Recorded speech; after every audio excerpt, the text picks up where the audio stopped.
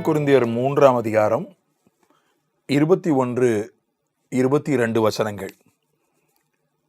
இப்படி இருக்க ஒருவனும் மனுஷரை குறித்து மேன்மை பாராட்டாது இருப்பானாக. இது மூலமொழியிலே எப்படி போடப்பட்டிருக்கிறது என்றால், ஒருவனும் தலைவர்களை குறித்து மேன்மை பாராட்டாது இருப்பானாக. இந்த இடத்துல அது அப்போல்லோ, பவுல், பேதுரு இவர்களை குறிக்கிறது. ஏன்னா அடுத்த வசனத்தில் அது 22வது வசனத்தில் பவுல், அப்போல்லோ, கேபா 3 பேரை பற்றி சொல்லியிருக்கு. அதே அதிகாரத்தினுடைய 5ஆம் வசனத்தில் பவுல், அப்போலோவை பற்றி சொல்லியிருக்கு. ஆகவே இந்த மாதிரி பவுல் மாதிரி, அப்போலோ மாதிரி, பேதுரு மாதிரி இருக்கக்கூடிய தலைவர்களை பற்றி பெருமை பாராட்டாதீர்கள். மேன்மை பாராட்டுதல் என்பது அந்த தமிழ் வார்த்தை 2 அர்த்தத்தில் சொல்லப்பட்டிருக்கு. தமிழ் வேதாகமத்தில் சில இடங்களில் பெருமிதம் கொள்வதை குறித்து சொல்லப்பட்டிருக்கு, சந்தோஷத்தை பகிர்ந்து கொள்வதை பற்றி சொல்லப்பட்டிருக்கு. அது சரிதான், அது தப்பு இல்லை. ஆனால் சில இடங்களில் பெருமை பாராட்டுவதை பற்றி சொல்லப்பட்டிருக்கு, அந்த அர்த்தத்தில் சொல்லப்பட்டிருக்கு. பெருமை பாராட்டுவது என்பது சரியல்ல. ஒரு நல்ல தலைவரை ஆண்டவர் எனக்கு தந்திருக்கிறார், கர்த்தாவே உமக்கு நன்றி என்று சொல்லலாம். கர்த்தர் நல்ல தலைவரை தந்திருக்கிறார் என்று பகிர்ந்து கொள்ளலாம் சாட்சியா. ஆனால் அந்த தலைவரை குறித்து நாம் பெருமைப்படக்கூடாது.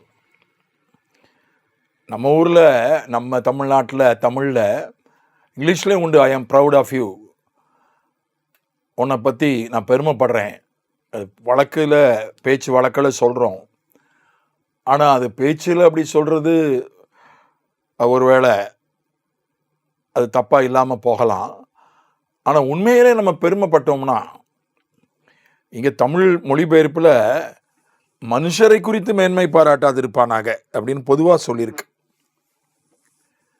வேதம் என்ன சொல்லுதுன்னா, கர்த்தருடைய நாமத்தை குறித்தே அல்லாமல், கர்த்தரை குறித்தே அல்லாமல், அவருடைய சிலுவையை குறித்தே அல்லாமல் வேறொன்றை குறித்தும் பெருமைப்படக்கூடாது என்று வேதாகமும் சொல்லுகிறது. பாராட்டலாம். நமக்கு ஆண்டவர் தந்த தலைவர்களை நாம் நேரடியாக பாராட்டலாம், அவர்களை உற்சாகப்படுத்தலாம், அவர்களிடத்தில் போய் அவர்களை நாம் புகழலாம். அதாவது புகழ்வது என்றால் உண்மையான புகழ்ச்சியாக இருக்கணும். அது முகஸ்துதியாக போயிடக்கூடாது, அது வஞ்சக புகழ்ச்சியாக போயிடக்கூடாது. அவர்களை உற்சாகப்படுத்துவதற்காக அவர்களை பாராட்டலாம், புகழலாம், அதெல்லாம் செய்யலாம். அவர்களிடத்தில் இருக்கக்கூடிய ஒரு நல்ல தலைமை பண்பை சுட்டி காட்டி மற்றவர்களை தூண்டி விடலாம், அதெல்லாம் செய்யலாம், தப்பில்லை. ஆனால் அவர்களை குறித்து எனக்கு இப்படி ஒரு தலைவர் இருக்கார் அப்படின்னு, அது ஆவிக்குரிய தலைவராக இருக்கட்டும், குடும்ப தலைவராக இருக்கட்டும், அது ஊழிய தலைவராக இருக்கட்டும், தேச தலைவராக இருக்கட்டும், வேலை ஸ்தலத்தில் இருக்கக்கூடிய தலைவராக இருக்கட்டும்,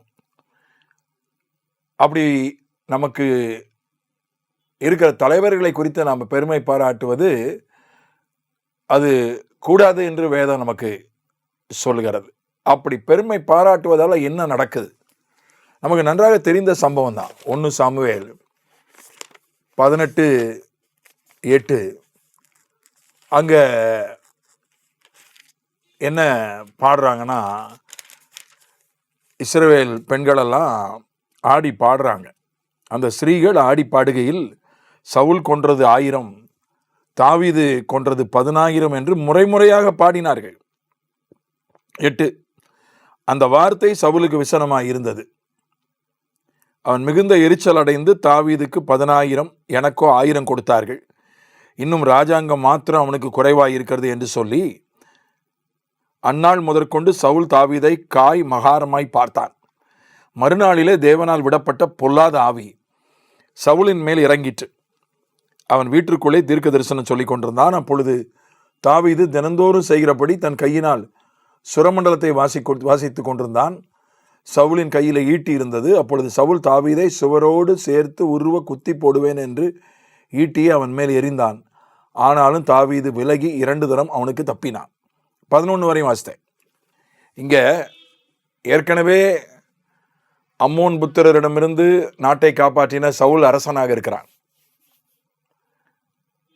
இப்போது பெலிஸ்தியரிடமிருந்து தாவீது என்கிற வீரன் எழும்பி நாட்டை காப்பாற்றி விட்டான்.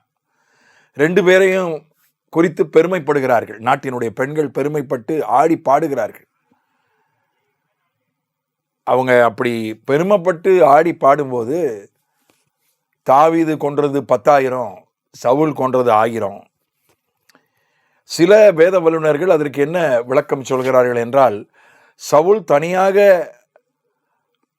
போரிட்ட போது 1000 பேரை கொன்றான், சவுலும் தாவீதும் இணைந்து 10,000 பேரை கொன்றார்கள். ஏன்னா வேதத்தில் ஒரு வசனம் இருக்கல, ஒருவர் 1000 பேரையும் இருவர் 10,000 பேரையும் துரத்துவார்கள்னு வேதத்தில் வசனம் இருக்கு. அந்த அடிப்படையில் அவர்கள் பாடினதாக சில வேத வல்லுநர்கள் சொல்கிறார்கள். எப்படியும் பாடியிருக்கலாம். இது ஒரு மனிதன் குறித்து பெருமைப்பட்டு பாடுகிற ஒரு தொனியில் அமைந்திருக்கிறது. நேரடியாக அவங்களுக்கு ஒரு மாலை போட்டு ஒரு பொன்னாடை போத்தி அது மாதிரி ஏதாவது செய்திருக்கலாம்.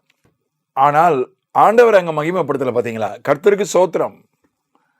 இப்போ யாத்திராகமத்தில் 15ஆம் அதிகாரத்தில் அங்கே எகிப்திய சேனை அழிக்கப்பட்டு விட்டது. யாரும் மோசேயையும்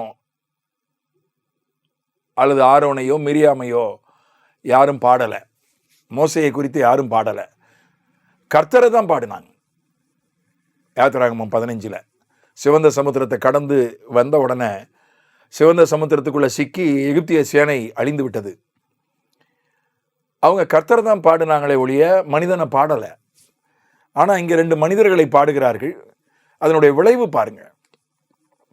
அந்த தலைவர்களுக்கே அது நல்லது இல்லை.